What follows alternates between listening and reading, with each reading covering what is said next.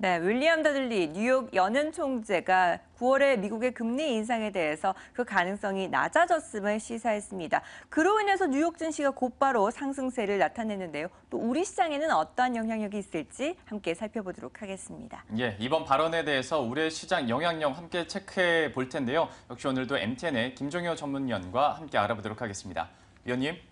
네, 결론부터 말하면 긍정적이겠죠. 미국 증시가 워낙 뜨거운 반응을 보였으니까요. 그런데 이제 중요한 것은 뭐냐면 현재 이 낙폭과대에 따른 반등의 기술적 영역에서 더들리의 재료가 더해지면서 급등한 모습인데 실제로 주식시장을 제외한 나머지 금융시장의 반응은 시덥지 않았습니다. 먼저 준비된 그래프를 보시면 국채 수익률인데요. 국채 수익률은 아주 큰 폭은 아닙니다만 거의 2% 가까이 올랐죠.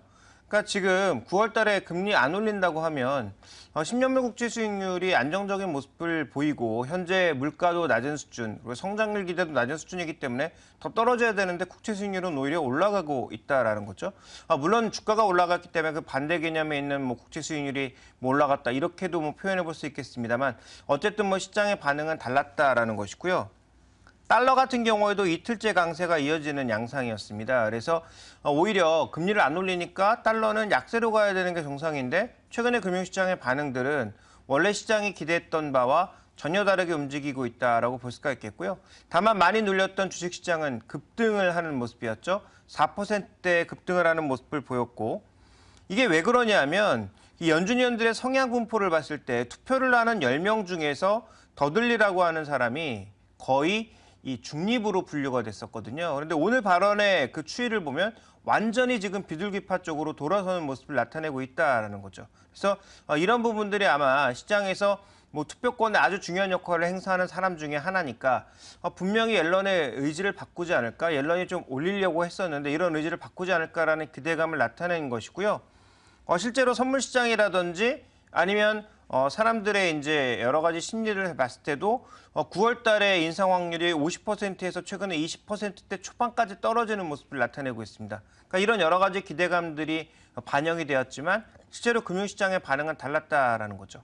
먼저 조정을 받았던 주식시장은 뜨겁게 반응했고 그리고 오히려 이런 여러 가지 부담감 때문에 강세를 보였던 채권 시장이라든지 또 약세를 보였던 달러 시장은 또 역으로 움직이면서 기존의 시장 기대와는 다른 모습을 보여주고 있는 점이 가장 중요한 특징이 아닌가 이렇게 좀 봐야 될 것 같습니다. 네, 낙폭 과대에 따라서 반등을 했는데 거기에다 재료를 보태는 현상이 시현됐습니다. 하지만 우리 증시도 어제 선반영이 좀 된 걸까요? 어쨌든 기대감을 갖고 있는 상황인데 오늘 우리 시장은 어떨지 한번 분석을 해주시죠. 일단 단기 반등의 촉매제 정도는 될 수 있겠죠. 그 폭은 줄어들 수 있겠습니다만 어쨌든 분명히 하락의 브레이크를 걸어놓은 상황에서 또 이런 호재가 나왔고 주말에 기대감 자체가 있기 때문에 어느 정도의 추가적인 반등은 나타날 수 있다. 그런데 이제 문제는 반등하더라도 외국인들은 여전히 현물을 파는 그런 형태가 지속될 것인지에 대한 점검이 좀 필요할 것 같고요. 또 하나 이제 말씀드렸다시피 분명히 이제 같은 방향으로 움직여야 될 시장들이 같은 방향으로 움직이지 않고 예상된 대로 움직이지 않고 있다라는 거죠. 여전히 시장의 이제 불확실성, 불안정성 이런 것들이 나타나고 있다라는 점도 일부 경계가 필요합니다. 그렇다면 전략은 딱 한 가지라고 봐야 되겠죠.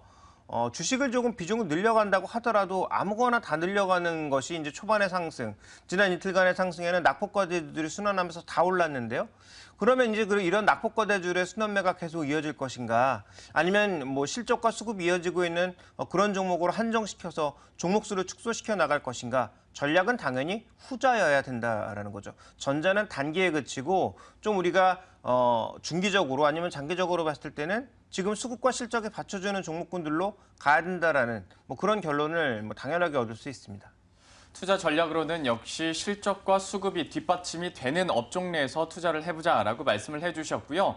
잠깐 원자재 시장 얘기도 잠깐 해보도록 하겠습니다. 전체적으로 전문가들이 오르긴 오를 거다라고는 전망을 하는데 항상 앞에 언젠가는 오를 거다라고 해서 불확실성이 계속해서 이어지는 것 같습니다. 이 원자재 상품 시장은 어떻게 보고 계신가요? 네, 일단 준비된 그림을 보시면 CRB 지수인데요. 차트만 놓고 봤을 때는 반전의 신호가 전혀 안 보이고 있습니다. 그리고 지금 가격을 가리지 않고 또 상품의 종류를 가리지 않고 빠지고 있거든요. 지금 뭐 곡물, 그다음에 뭐 축산물이라든지 광물 뭐 이런 것들 뭐 가리지 않고 종류를 가리지 않고 빠지고 오고 유가 뭐 당연히 아실 거고요. 그래서 현재 빠지고 있는 이 추세를 돌릴 수 있을 만한 모멘텀 자체가 전혀 존재하지 않고 있다. 또 CRB 지수 내에서 유가의 비중이 가장 높은데 지금 뭐 유가 석유를 생산하는 쪽에서는 전혀 줄일 생각이 없죠. 러시아도 줄일 생각이 없고 미국은 더더욱 줄일 생각이 없고 뭐 오펙도 전혀 줄이지 않겠다라고 했으니까 결국 이 유가의 하락세 그리고 전반적인 상품 가격 하락세를 쉽게 잡을 수가 없는 국면이고요. 그러다 보니까 이제 원자재 국가들의 주가 지수, 환율 뭐 이런 것들은 당연히 더 변동성이 커질 수밖에 없는 국면입니다. 그래서 이와 관련돼서 움직일 수 있는 실적 연동될 수밖에 없는 원자재 관련주라든지 경기 민감주에 대해서는 여전히 조금은 보수적인 시각을 우리가 가져갈 수밖에 없는 거죠. 그런 의미에서 조금 전에 말씀드렸던 업종별 영업이익 변화율을 봤을 때 최근에 이제 개선되고 있는 게 뭐 미디어 쪽이라든지 유틸리티 쪽이라든지 일부 소프트웨어 업종이라든지 이런 쪽이 그나마 실적이 3, 4분기에도 좋아질 수 있다라고 보고 있고요. 실제로 이들 업종으로 기관 매수도 유입되고 있다라는 거죠. 어차피 외국인이 수급의 한쪽 날개를 꺾어버린 상황이기 때문에 그럼 우리가 사야 되는 쪽은 이쪽에 이제 종목군들이 놓여 있다. 그래서 어저께 올랐던 종목군들 중에서도 상대적으로 이제 미디어와 관련돼 있는 종목군들의 움직임에 여전히 주목해 봐야 되지 않을까 이렇게도 볼 수가 있습니다. 방금 전 보셨던 업종별 영업이익 변화율에서 또 눈에 띄는 것이 미디어인 것 같습니다. 저희가 오늘의 포인트에서 또 말씀을 드렸던 것이 미디어 업종이었는데요.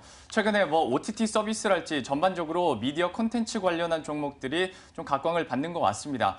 이 중에서도 미국 시장부터 한번 들여다봐야 될 것 같은데요. 좀 기대감을 품을 수 있는 기술주, 미국에서는 어떤 종목 찾아볼 수 있을까요? 그나마 추세가 좀 안 무너지는 종목. 시장이 전반적으로 급락했는데도 추세를 좀 버텨놓은 종목이 넷플릭스입니다. 준비된 그림을 보시면 넷플릭스 주봉인데요. 오늘의 급등으로 인해서 2주간의 낙폭을 상당 부분 만회하는 모습을 보였습니다. 그런데 이 넷플릭스의 흐름에서 우리가 주목해야 되는 건 딱 한 가지죠. 지역의 범위가 넓어지고 있다는 겁니다. 미국, 유럽 쪽의 일부에만 한정하던 서비스가 모바일로 가면서 이 OTT 서비스가 급격하게 확장되고 있고요. 중국, 일본, 한국을 비롯한 아시아 지역으로의 적극적인 진출이 큰 영향을 낳을 것으로 현재 기대하고 있습니다. 그리고 넷플릭스 같은 경우에는 넷플릭스 내 엔진이 개인화를 시켜준다는 거죠. 이게 퍼스널라이징이 된다라는 겁니다. 개인이 그동안 검색해왔던 것들을 계속 누적해서 이 사람이 어떤 성향의 비디오, 어떤 성향의 영화들을 좋아하니까 그런 것들을 계속 추천해준다라는 거죠.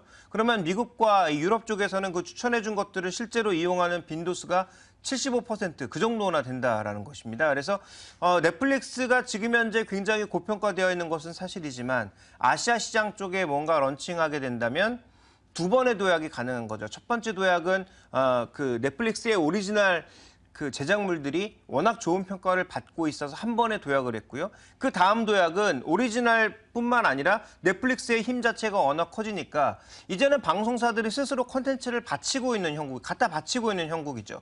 그 상황에서 이제 우리나라도 점점 뭐 글로벌화되고 있고 중국도 마찬가지고 일본도 마찬가지인데 그쪽에서 충분히 이제 외국 드라마라든지 영화 이런 것들을 이용하는 수요 자체가 국내인들을 포함한 외국인들의 이미 존재하고 있거든요. 그래서 이것이 오게 되면 상대적으로 앞으로 영역이 넓어진다라는 측면에서 이 종목을 좋게 보고 있는 거고요. 또 하나 이제 아마존인데 아마존은 그나마 좀 많이 밀렸습니다만 아마존에 있어서 핵심 포인트는 두 가지입니다. 첫 번째는 이제는 이익이 나기 시작하고 있고 이익이 확대되고 있다는 점에 사람들이 흥분하고 있는 거고요. 두 번째로는 사업 영역이 굉장히 다양해지면서 이 다양한 사업 영역에서 대부분 이익이 나고 있다. 대표적으로 클라우드 쪽에서도 이익이 나고 있고요. 기존의 인터넷 상거래 쪽은 뭐 견조하다라고 봐야 될 것 같고 이쪽에서 이제 이익이 나기 시작하면서 다른 산업으로의 진출도 계속 나타나고 있다라는 거죠. 그래서 최근 들어서 여러 기술주들의 움직임이 있습니다만 가장 주목해 볼 만한 미국 시장의 기술주의 특징은 넷플릭스와 아마존 둘이 가지고 있다. 그러니까 영역을 넓혀가거나 아니면 이익이 확실하게 올라가거나 이 두 가지의 관점에서 접근이 필요할 것 같습니다. 네, 넷플릭스 같은 경우에는 추세가 무너지지 않고 견조한 흐름을 보여주고 있고 아마존도 마찬가지로 주목해 볼 만하다라고 평가를 내려주셨습니다. 영역 확장과 또 새로운 영역에 대한 추가적인 부분들에 대해서 파악을 해주셨는데 그렇다면 국내 시장에서 주목해 볼 만한 아프리카 TV는 어떤 평가를 받고 있나요? 네, 아프리카 TV도 뭐 좋은 평가를 받을 수밖에 없는 게요. 기본적으로 이제 가장 중요한 매출 베이스라고 할 수 있는 사용자가 늘고 있다라는 거죠. 그래서 준비된 그림을 보시면 월간 액티브 뷰어, 유저 추이가 최근 들어서는 좀 줄어들었습니다만 다시 이 760만, 30만 정도로 꾸준하게 유지하는 모습입니다. 그래서 최근 자료들을 보시면 800만 얘기도 나오고 있으니까 아프리카 TV 누가 보나라고 우리가 생각하지만 실제로 800만이 넘는 사람들이 월간으로 꾸준하게 이용하고 있다라는 거죠. 꽤 많은 이용자 수라고 봐야 될 것 같고요. 그러다 보니까 당연히 연간 실적이나 영업이익률 컨센서스가 올라가고 있습니다. 일정 부분의 고정비를 넘어가는 순간부터 영업이익률이 크게 올라가고 있는 거죠. 만약 여기서 매출 베이스가 더 늘어난다면 어차피 고정비의 증가가 제한적이니까 영업이익률, 마진율은 더 높아질 수가 있는 거고요. 그다음 살펴봐야 될 건 또 하나 이제 눈에 띄는 것이 유저당 분기 매출이 늘어나고 있다라는 거죠.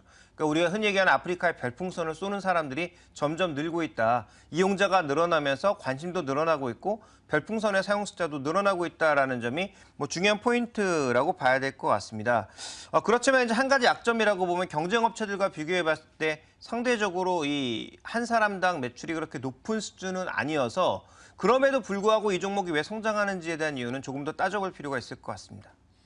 들어본다면 유저도 증가하고 있고 유저당 매출도 증가하고 있는데도 전반적으로 매출 규모는 좀 제한적이다라고 말씀을 해주셨어요. 좀 아이러니할 수도 있을 것 같은데 추가적인 설명을 통해서 왜 이 기업이 성장성이 있는지 설명을 해주시죠. 네, 두 가지만 말씀드리겠습니다. 첫 번째로는 이제 광고인데요. 아프리카 TV가 커지기 시작하면서 이쪽으로도 광고가 런칭되고 있다라는 거죠. 그러니까 모바일 광고 쪽에서도 만약에 돈을 받기 시작하고 지금 현재 준비된 그림에서처럼 하고 있는 방송 전 광고, 방송 내 배너 광고 이런 것들이 점점 활성화된다면 광고 이익의 증가 가능성은 충분히 있다라고 봐야 될 것 같고요.